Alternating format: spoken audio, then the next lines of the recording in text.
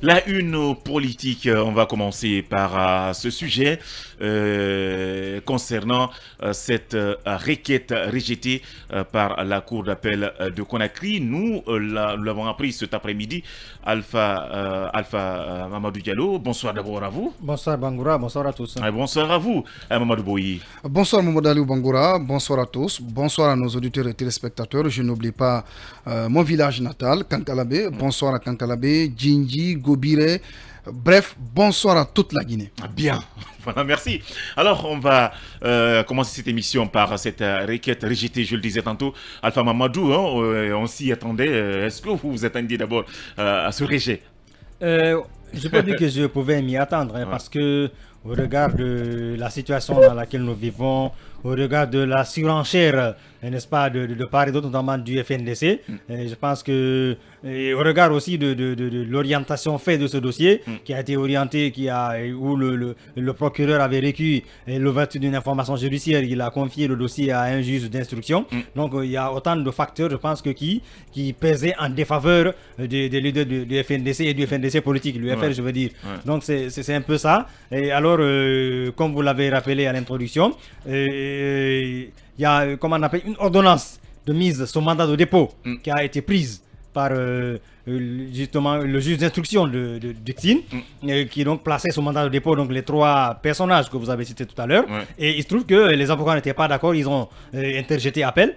Donc c'est contre cet appel-là que, aujourd'hui, en tout cas, c'est en examinant cet appel que la Cour d'appel, disons, la Chambre de contrôle de l'instruction, la Cour d'appel a rendu son délibéré aujourd'hui en confirmant justement l'ordonnance de mise au mandat au dépôt. Autrement dit que les gens ils vont rester en prison. Donc ça fait quelque part, et voilà, il fallait s'y attendre au regard un peu de la conjoncture actuelle, de la situation dans laquelle nous nous trouvons, où on se regarde en chaîne de faïence entre les différents acteurs. Est-ce que c'est le même avis avec les avocats de ces personnes qui sont actuellement en prison? On va avoir tout ça avec Maître Alcini Aïssata qui est au bout de fil. Bonsoir à vous, Maître. Oui, bonsoir. Alors, vos clients sont répartis en prison après ce rejet. Comment avez-vous accueilli cette décision? Je ne reçois pas bien, allô? Oui, je disais bien, comment avez-vous accueilli la décision de la Cour d'appel en rejetant votre requête? Non, nous l'avons mal accueilli, c'est ça aussi la vérité. Et je vous rappelle que quand nos clients ont été déférés, le juge d'instruction en charge du dossier, après avoir reçu les réquisitions, l'acte introductif de l'instance de monsieur le procureur, a décidé de prendre une ordonnance de mise au mandat de dépôt. Donc directement, il les a mis sous mandat de dépôt et alors ils sont allés à la main centrale. Contre ce mandat de dépôt, contre cette ordonnance de mandat de dépôt, nous avons relevé appel. Alors c'est cet appel qui a été examiné par la juridiction de censure qui est de la Cour d'appel de Conakry. À la date d'aujourd'hui, le délibéré a été vidé aujourd'hui et très malheureusement, la Chambre de contrôle de la Cour d'appel a confirmé cette ordonnance de mise sous mandat de dépôt à l'encontre de nos clients. Donc, nous avons été déçus. Alors, maître, selon vous, qu'est-ce qui pourrait expliquer que la Chambre de contrôle de la Cour d'appel de Conakry puisse prendre cette décision de maintenir encore vos clients en prison? Non, mais écoutez, je ne peux pas comprendre pourquoi ils l'ont fait. Et le juge n'a pas de compte à rendre à quelqu'un en prenant sa décision. C'est d'après son intime conviction. Ils ont estimé certainement qu'ils devaient le faire et ils l'ont fait. Et c'est le procureur ou un substitut du procureur qui a de compte à rendre, pas le juge du fond. Bon, de toute façon, nous, ça ne va pas du tout nous ébranler ou nous faire déposer nos armes. Le chemin que nous avons à parcourir est long et nous allons encore rester debout. Alors, quelles sont vos marges de manœuvre? Voilà, cette petite question. Justement, au-delà de cette question, c'est quoi aujourd'hui le moral de vos clients, Foni Kemenge, Ibrahima Diallo et Sekouya Yabari? C'est quoi aujourd'hui le moral par rapport à ces personnes qui représentent vos clients, bien évidemment? Non, vous savez, psychologiquement, ils sont prêts pour le combat.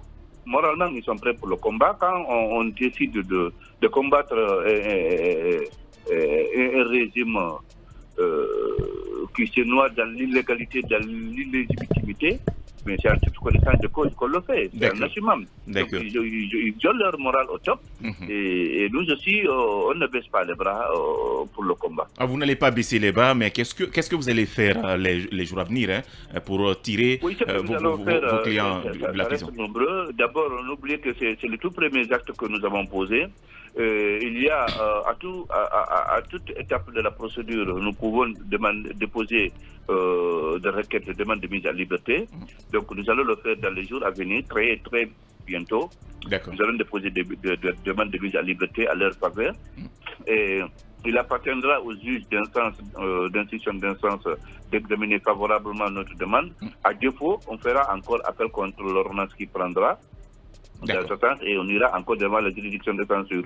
Donc ça veut dire que le combat est loin d'être fini. Le combat est loin d'être fini. Merci infiniment à vous, Maître Alcini Aïssata Diallo. Je rappelle que vous faites partie du pool d'avocats de Fonike Mengue et compagnie. Alors, un mot par rapport à ce rejet. Est-ce que vous aussi vous y attendiez? Bon, vous savez, comme l'a dit Maître Alcini Aïssata Diallo, on n'est pas dans l'esprit ou dans les secrets du juge d'instruction. Vous le savez, quand l'instruction est en cours, le juge est seul maître à bord, c'est lui qui pilote le navire.